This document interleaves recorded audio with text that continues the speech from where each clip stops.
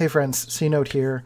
I just want to give you some tips as coaches, as someone who is maybe you're trying to start your own coaching business or YouTube channel. And I want to give you a sense of what's going to be visually attractive in terms of graphic design for your thumbnails for YouTube.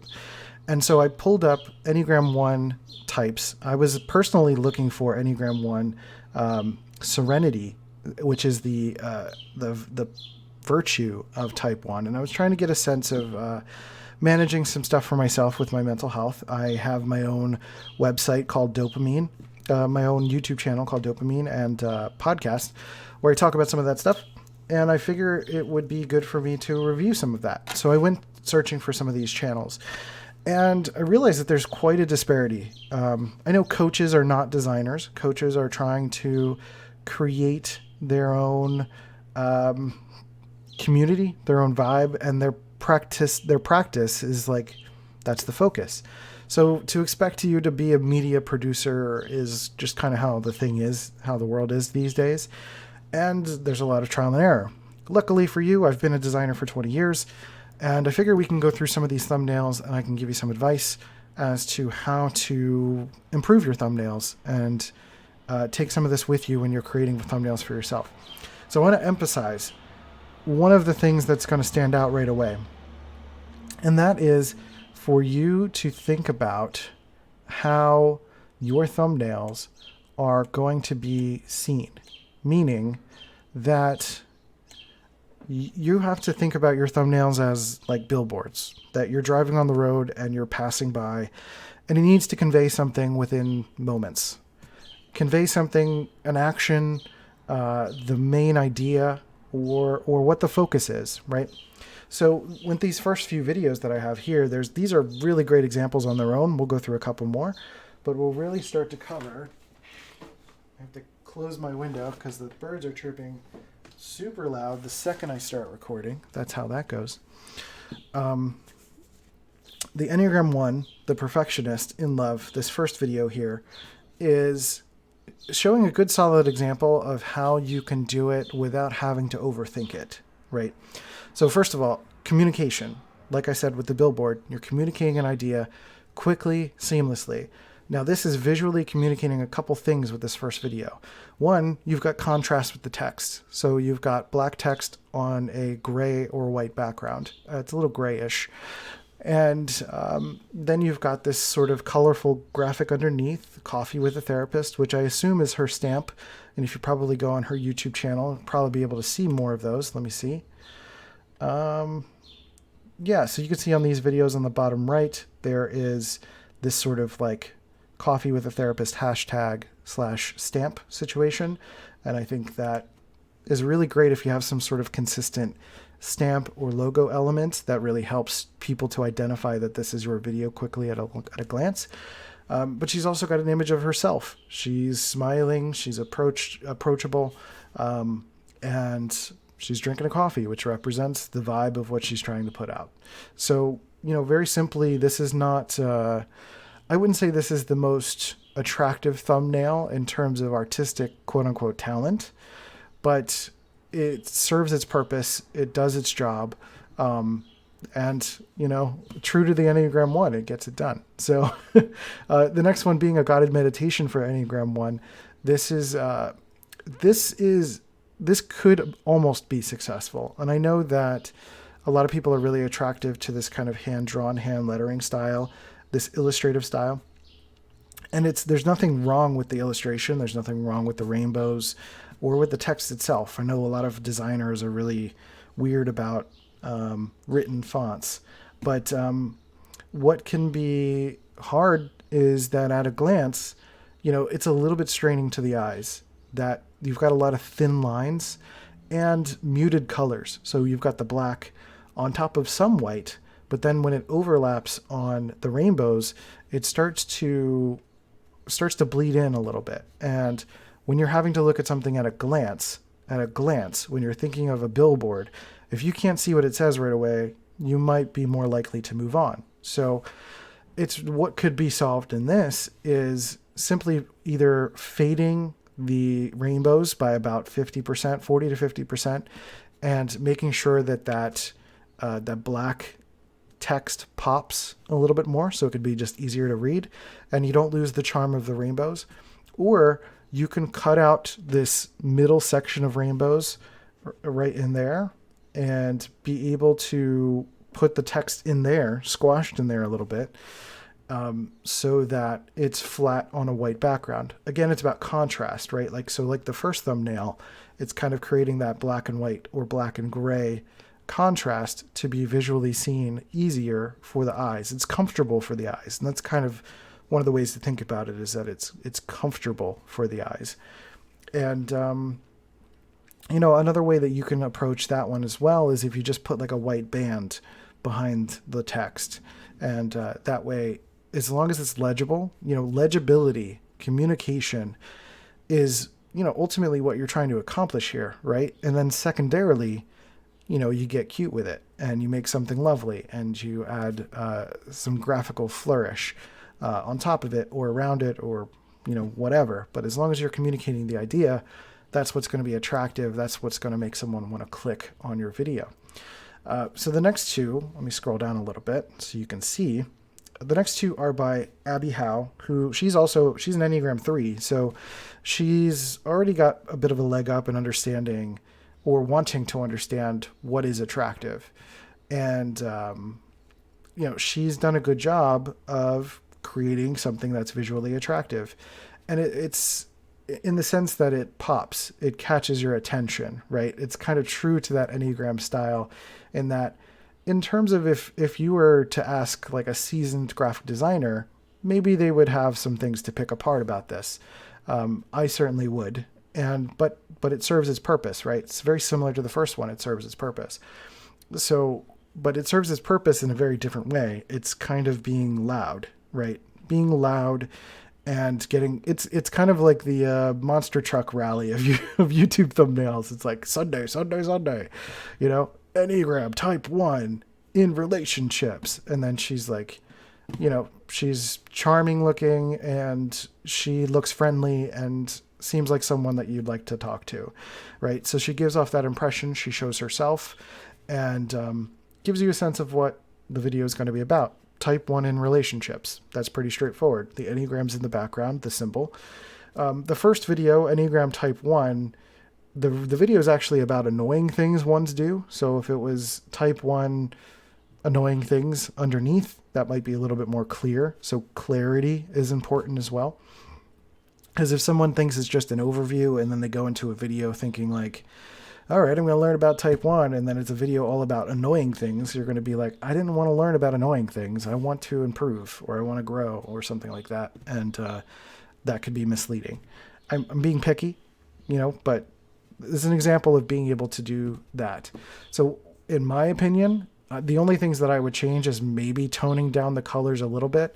This red on the bottom right kind of bleeds into the black here, and it creates a little bit of a visual strain. And I think if that was just bold yellow, yellow on black is powerful. That's like one of the best contrasts that you can get. And if that's what she's going for in terms of that bold pop, then great. Right. So it's, you know, this orange up here on this first one with type 1, I think that could have been white because the orange is kind of like more of a burnt orange, a darker orange. If you have that as white text, that would probably pop a little bit better. So the closer you can get to black or white, one or the other, is usually the best way that you can go, right? So I'm going to look at a couple of the other these other thumbnails here. These are typical, a little more typical of what you would see on YouTube, right? Just a person that's in their office or in their room. They sort of cut themselves out, or they don't, or they wrap the text around themselves, and, you know, kind of just piece something together, which is fine because you're not a pro at this. That's okay. I'm not expecting you to be.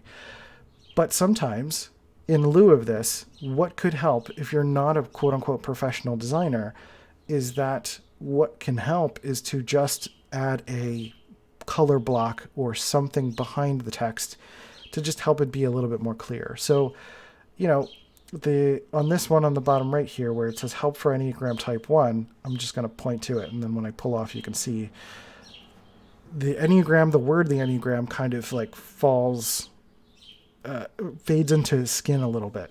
And I know that you're probably thinking like, why does that matter? It's not a big deal. It's not a big deal, but it's just, again, it's easier for the mind to see and to not get irritated.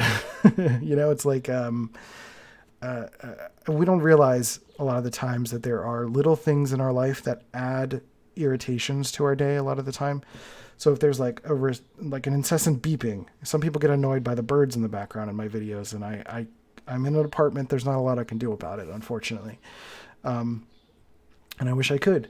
So in this case, it's like, if you can help the text just pop a little bit with a flat background or something like that, that'd be great. This one here that was in the top right of this, that's perfect. Like, I think that's really great. If you do something like that and just put a circle or rectangle behind the text, that helps it pop a little bit. You can wrap it around yourself. Again, you want to show your face. That could help. And, make it pretty clear. You don't have to use drop shadows for everything. Again, I think sometimes with drop shadows or borders, which are good examples here in these three examples, that drop shadows can sometimes be used as a stand-in for what would actually help, which is creating contrast, right? So with this video up top where it says relationships and type 1, if you had just made the background like a burnt orange or some sort of a darker color than this light blue, then you wouldn't need the drop shadow and it would pop. So I'm going to scroll down because there's this one video here. It says levels of health type 1. That's a perfect example. You've got white text on a sort of wood texture background there, and that solves the problem. That's basically exactly the solution there. So there's some more videos from Abby Howe here. She sort of fits the vibe of what YouTube thumbnails are being expected. She's got this stroke line around her. So she's fitting into the community of what type enthusiasts look like. I really love this top one where it says how to love a type 1. I think there's enough variety of texture there. I wouldn't use more than 2 fonts, especially in a thumbnail like this. But I love how the love is accented. It pops against the gray and really keeps your, kind of follows a visual track, right? So if you're in America, for example, you're going to read left to right. So you want your text to be top to bottom, left to right. How to love type 1. Clear as day, right? So that's great. The second one, however, Enneagram types as girlfriends, type 4, type 2, it's not really clear what is happening here. And I know the idea is that, yes, you're going to read the headline and blah, blah, blah, blah, blah. But it's about attracting your attention immediately, right? So she's attempting to kind of use these characters as like a skit and convey this idea. I think there could be a way of just kind of throwing the word, type 4, type 2 as girlfriends at the bottom or something like that. You can move type 2 up a little bit with the arrow and then just put like as girlfriends at the bottom, and that might convey a little more obviously what's going on there. So let's see if we can find some more examples. So Hillary McCaskey, again, she's doing a good job visually, like meaning that the type treatments are pretty good, but again, it's not really popping against the background. Everything's kind of light and a little bit hard to read. I mean, obviously she's doing okay, so it's not that big of a deal. These are just suggestions that you can, I don't want you to freak out about these little things. Those are just things that I notice, but the main idea is communication. So with this top one, for example, where it says Enneagram types at Starbucks, this bottom sort of this bottom lower third kind of situation, if that's just like a solid yellow block with Enneagram types at Starbucks on it, that would pop really nicely, right? It doesn't pop as it is because everything's just kind of faded into the background, right? So the idea of text is to pop and to have it be attractive. And also you can leave a little breathing room around the edges. So in this case, if the frame in which you're putting the text within is not big enough, make that bigger if you want to make the text bigger, and give it a little bit of breathing room. It's kind of like two people standing next to each other. It's like, give me some space, because space creates distinctions, right? That's why letters aren't mashed together, right? If you have spaces between letters, you can distinguish between the letters. And if you're able to create some separation between the shapes and the letters themselves, then you're kind of, again, it's letting your eyes relax, and it's, I know the idea is to attract attention and be exciting, but it's making it easy to read. The colors and the shapes create an attraction, but then they have to read, and the reading part kind of needs to be more comfortable. Let me see if I can find an example. There was one example that I knew that was down here. Okay, so let's go to the Love Who example. They always have some really great thumbnails on their channel, but they're also a little vague. They're a little bit more artistic in terms of their look. This guy, if you don't know who he is, I don't know if that's exactly welcoming in terms of this stare that he's got going on. And then just saying the reformer. Gives you the idea that, yeah, you're understanding the Enneagram, the type 1. But in this context where you've got this Enneagram behind this guy, there's like almost a satanic vibe to this a little bit. I'm not religious by any means, so I'm not making that kind of a judgment. To me, it just doesn't quite, he's wearing a white shirt too. So I think that's one of the biggest things, honestly, is creating contrast. He kind of just looks like this floating head in front of this symbol. And it's a little bit, especially wrapping the symbol around your head, it creates this kind of halo effect. And that sort of haloing, there's a little bit of a creep factor there. And I'm not talking about him in terms of his look or him being a dude or anything like that. It's sort of like if somebody is religious and they're a little bit sensitive to that kind of imagery, that's something you might have to think about or consider when you're making your thumbnails, right? So by contrast, the one below it, it looks like a stock photo. It's just someone who's laughing, and, maybe they're an Enneagram 1. I don't really know. The thumbnail doesn't really convey that so much. It doesn't really give you an idea of what that's going to be, what that person, what they're talking about necessarily. There was one more I wanted to pull up, actually, that's down here. So you can see over and over again, if you kind of look through the channels and stuff, you can see the same problems that I'm talking about kind of coming up. Whereas like the text is either too small, like in this one, or it's against a busy background and you can't quite read it as easily. You get an idea, but again, it's like, those are the things that people are unconsciously liking or not liking without really knowing that they're liking or not liking it. Sort of an unconscious psychological effect that you're having on people when you kind of make them strain to read what you're trying to share. So there is a little bit of a sensitivity to that, right? Like this Enneagram, you can't read what that says.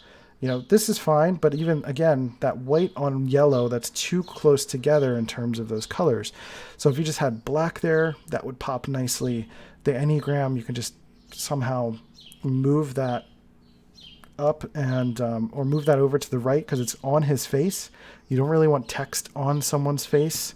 If it makes sense to put text behind someone's face, that could work. And then let's see, where is the one I was talking about? We're thinking about do it for the gram. That's fun, but also doesn't say anything about what the video itself is about. Enneagram 1 subtypes.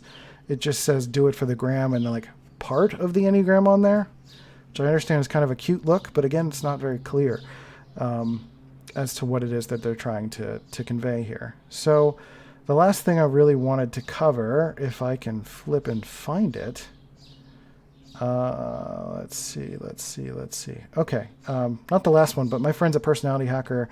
This is actually pretty good in the sense that this was on the video itself. Enneagram counter types explained, personalityhacker.com/Enneagram Roadmap, so that when you're thumbing over this, the text is still there. You can still kind of read what this is about. I wouldn't say necessarily that you have to do that, but this is a way that if you have a framed shot like this, a Zoom call, you can frame the top and bottom with your text and have people see what you're all about throughout the video. And that way, like when you click on it, you don't lose what it's about. And you can still kind of watch people in motion and still get a sense of what it's about. So again, visually, it's not anything that's trying to be creative. It's just trying to be communicative. And that's kind of an example of the other extreme, is like communicate first. It's sort of like the form, function over form when it comes to this sort of thing. And it doesn't mean you can't lack form, but get the function going, and then you can add something lovely. So this is great. Leanne and Michelle do a good job with this thumbnail also. You can read that clearly. You can see that they're going to be on a Zoom call.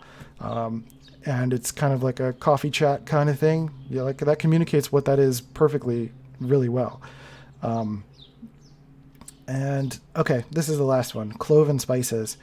You can see that, get a sense that she's a young, new person doing this, a fairly young channel, about a year ago, 500 views.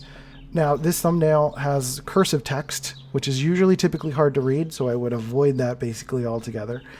And it's on a white background. It's white text on a white background. So this is kind of the other extreme of something that's just completely not working. Whereas some of the other examples I've shown you are like things that may not necessarily need to change, but would be, could use a little bit of improvement.